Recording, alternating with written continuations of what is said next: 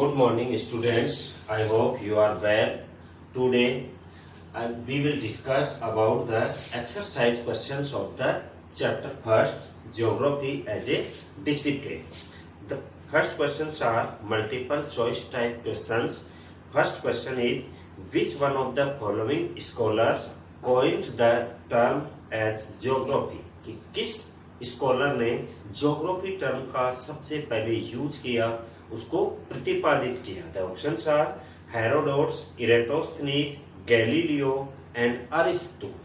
तो the first scholar who coined the term geography was the Eratosthenes, जिसे भूगोल का पिता कहा जाता है. Second question, which one of the following features can be termed as physical features? किस टर्म को हम फिजिकल फीचर्स का नाम देंगे? Port, road, plain and water park. तो रोड, पोर्ट जो बंदरगाह होते हैं, रोड, प्लेन और वाटर पार्क, इनमें से फिजिकल फीचर कौन सा है? तो इनमें फिजिकल फीचर्स है प्लेन एरियाज. तो we already discussed about the physical features or physiographic divisions of India, structure of India. तो उनमें से प्लेट्यू, प्लेन्स, माउंटेन्स, रिवर्स, ये सब फिजिकल फीचर्स हैं. Third question is, make correct pair from the following two columns and mark the correct option. Meteorology, demography, sociology and pedology. और in second column population geography, soil geography, climatology and social geography. तो हम match करेंगे column को.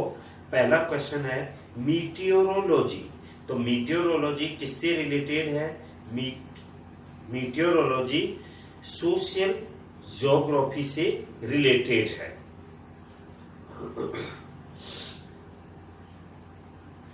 Demography is the scientific study of population, so it related to the population geography. Sociology is related to the social geography. Pedology is related to the soil geography. So meteorology is related to the climatology या climate से related.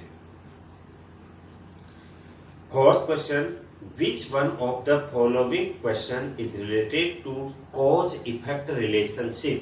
कार्य कारण सिद्धांत, cause effect relationship, इससे related कौन सा question है? तो the right answer is the why. Cause related मतलब उसका कारण क्या है, ये कॉज रिलेटेड है. Where is the place related and what is the fact related. Reason related. तो cause related is the why. Which one of the following disciplines attempts temporal synthesis. तो कौन सा जो डिसिप्लिन है वो टेम्पोरल सिंथेसिस वो है अटेम्प्ट करता है? तो answer is the options are sociology, geography, anthropology and history. तो the right answer is the history. Now the short answer type questions,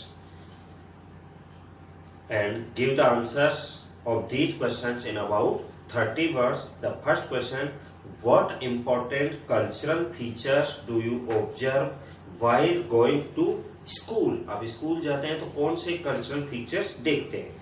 Are they similar or dissimilar? क्या वो समान है या असमान है? Should they be included in the study of geography or not? If yes, why? तो the answer is culture. जैसे हम स्कूल जाते हैं तो हम वहाँ क्या देखते हैं? वहाँ हम देखते हैं different types of plants, different types of animals and different types of habitat. तो ये सब जो हम ऑब्जर्व करते हैं वो स्कूल जाते समय ऑब्जर्व करते हैं. They are similar or dissimilar? Yes, they have variations. वो सब सिमिलर नहीं है, वेरिएशंस हैं, and they have the variations over place to place. And should they included in study of geography or not? They should be included in the study of geography because they form important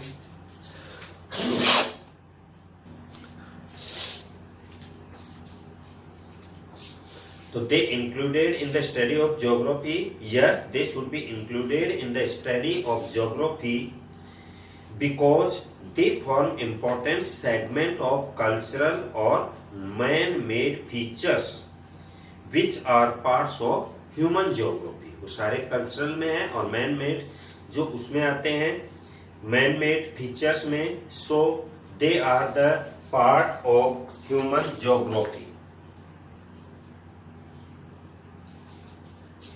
The second question is, you have seen a tennis ball, a cricket ball, an orange and a pumpkin. Which one amongst these resembles the shape of the earth? आपने ये सब चीजें देखी, पर इनमें कौन सी चीज जो है वो अर्थ के शेप के लाइक है, लुक लाइक है अर्थ से.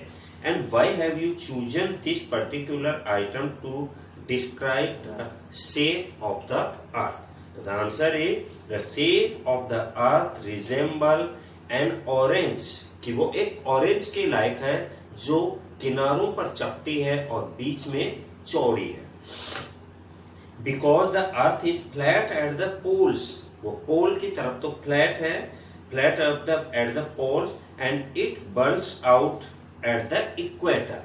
इक्वेटर का मतलब बीच में, इक्वेटर लाइन है बीच में वो चौड़ी है और किनारों पर वो फ्लैट है.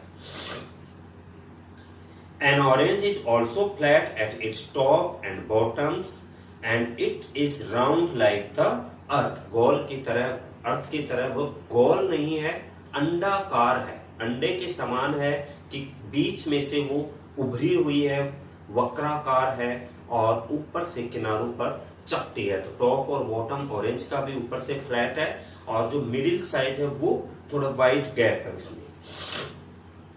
Third question, do you celebrate one mahotsav in your school and why do we plant so many trees and how do the trees maintain ecological balance? तो yes, we do celebrate one mahotsav in our school. हम school में क्या करते हैं, one महोत्सव. One महोत्सव क्या है कि उस ओकेजन पर हम नए पेड़ लगाते हैं और पेड़ों की देखरेख के लिए पेड़ों को सिक्योरिटी देते हैं, मतलब सिक्योर करते हैं, उनकी देखभाल करते हैं. तो Van Mahotsav in school we plant so many trees because they help us maintaining ecological balance by consuming carbon dioxide gas and emitting oxygen. हम सब जानते हैं कि जो ट्रीज हैं वो ऑक्सीजन गैस तो देते हैं और कार्बन डाइऑक्साइड गैस वो लेते हैं, कंज्यूम करते हैं कार्बन डाइऑक्साइड गैस को और एमिट करते हैं ऑक्सीजन गैस को. और ह्यूमन बीइंग है वो कार्बन डाइऑक्साइड गैस एमिट करते हैं और ऑक्सीजन लेते हैं, जबकि प्लांट उल्टा है, वो ऑक्सीजन एमिट करते हैं और कार्बन डाइऑक्साइड गैस लेते हैं. तो एक इकोलॉजिकल बैलेंस है between the two gases, carbon dioxide and oxygen. उनका जो बैलेंस है, there is a 21% something oxygen gas in the atmosphere and 0.03% gas is the carbon dioxide gas. But there is so serious problem if the ratio is imbalance. अगर ये ratio थोड़ा गड़बड़ाता है कि carbon dioxide की मात्रा थोड़ी सी बढ़ जाती है, ऑक्सीजन की थोड़ी सी कम हो जाती है, तो एक इम्बैलेंस हो जाता है और ये इम्बैलेंस एक सीरियस प्रॉब्लम क्रिएट कर सकता है. तो वन महोत्सव क्यों मनाया जाता है? वनों की इंपॉर्टेंस शो करने के लिए नए प्लांट लगाते हैं ताकि वो इकोलॉजिकल बैलेंस को मेंटेन कर सके. More or trees help in maintaining soil fertility and reducing soil erosion. Other benefits are the plants. Fourth question. You have seen elephants, deer, earthworms, trees and grasses. Where do they live or grow? वो कहाँ रहते हैं और कैसे बढ़ते हैं? What is the name given to this sphere? तो answer all creatures like elephants, dears, earthworms and all vegetations like trees and grasses grow in biosphere. We discussed about the four sphere: hydrosphere, atmosphere, lithosphere and biosphere. These are the subject matters of the geography. So these are the parts of the biosphere, and biosphere is the part of the earth which contains life. कोई ना कोई तरह का जो जीव है, living organisms हैं, उनको बायोस्फीयर में रहते हैं, उनको बायोस्फीयर कहते हैं. It lies at the influence between those inorganic realms of the earth like the lithosphere, atmosphere and hydrosphere. Question number 5.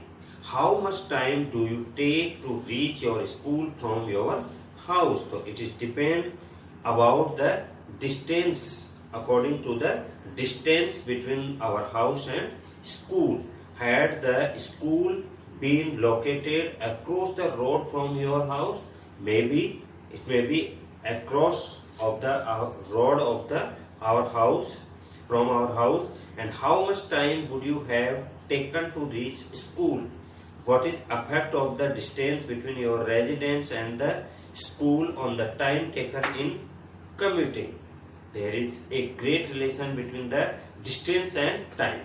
अगर जितनी ज्यादा डिस्टेंस होगी उतना ही ज्यादा टाइम कंज्यूम होगा, उतना ही अगर जितनी ज्यादा स्पीड होगी उतना ही टाइम कम कंज्यूम होगा. Can you convert time into space and vice versa?